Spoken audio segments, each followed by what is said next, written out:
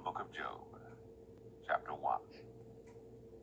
There was a man in the land of Uz, whose name was Job, and that man was perfect and upright, and one that feared God, and eschewed evil. And there were born unto him 7 sons and 3 daughters. His substance also was 7,000 sheep, and 3,000 camels, and 500 yoke of oxen, and 500 she-asses, and a very great household, so that this man was the greatest of all the men of the East. And his sons went and feasted in their houses, every one his day, and sent and called for their 3 sisters to eat and to drink with them. And it was so, when the days of their feasting were gone about, that Job sent and sanctified them, and rose up early in the morning, and offered burnt offerings according to the number of them all. For Job said, It may be that my sons have sinned, and cursed God in their hearts. Thus did Job continually. Now there was a day when the sons of God came to present themselves before the Lord, and Satan came also among them. And the Lord said unto Satan, Whence comest thou? Then Satan answered the Lord and said, From going to and fro in the earth, and from walking up and down in it. And the Lord said unto Satan, Hast thou considered my servant Job, that there is none like him in the earth, a perfect and an upright man, one that feareth God, and escheweth evil? Then Satan answered the Lord, and said, Doth Job fear God for naught? Hast not thou made an hedge about him, and about his house, and about all that he hath on every side? Thou hast blessed the work of his hands, and his substance is increased in the land. But put forth thine hand now, and touch all that he hath, and he will curse thee to thy face. And the Lord said unto Satan, Behold, all that he hath is in thy power. Only upon himself put not forth thine hand. So Satan went forth from the presence of the Lord. And there was a day when his sons and his daughters were eating and drinking wine in their eldest brother's house. And there came a messenger unto Job, and said, The oxen were plowing, and the asses feeding beside them. And the Sabaeans fell upon them, and took them away. Yea, they have slain the servants with the edge of the sword. And I only am escaped alone to tell thee. While he was yet speaking, there came also another, and said, The fire of God is fallen from heaven, and hath burned up the sheep and the servants, and consumed them. And I only am escaped alone to tell thee. While he was yet speaking, there came also another, and said, The Chaldeans made out 3 bands, and fell upon the camels, and have carried them away, yea, and slain the servants with the edge of the sword. And I only have escaped alone to tell thee.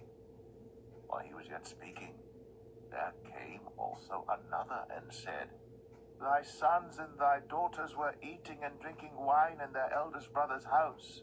And behold, there came a great wind from the wilderness, and smote the 4 corners of the house, and it fell upon the young men, and they are dead. And I only am escaped alone to tell thee.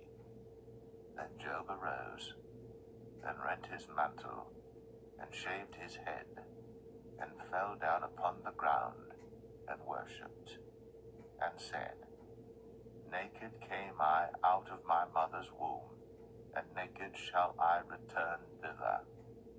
The Lord gave, and the Lord hath taken away. Blessed be the name of the Lord. In all this, Job sinned not, nor charged God foolishly. Job 2.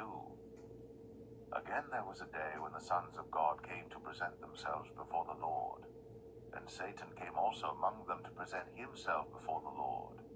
And the Lord said unto Satan, From whence comest thou? And Satan answered the Lord, and said, From going to and fro in the earth, and from walking up and down in it.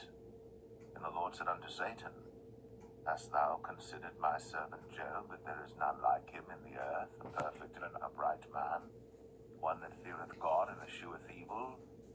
And still he holdeth fast his integrity, although thou movest me against him to destroy him without cause.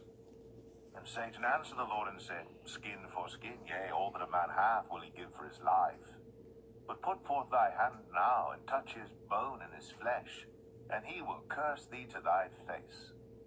And the Lord said unto Satan, Behold, he is in thine hand, but save his life.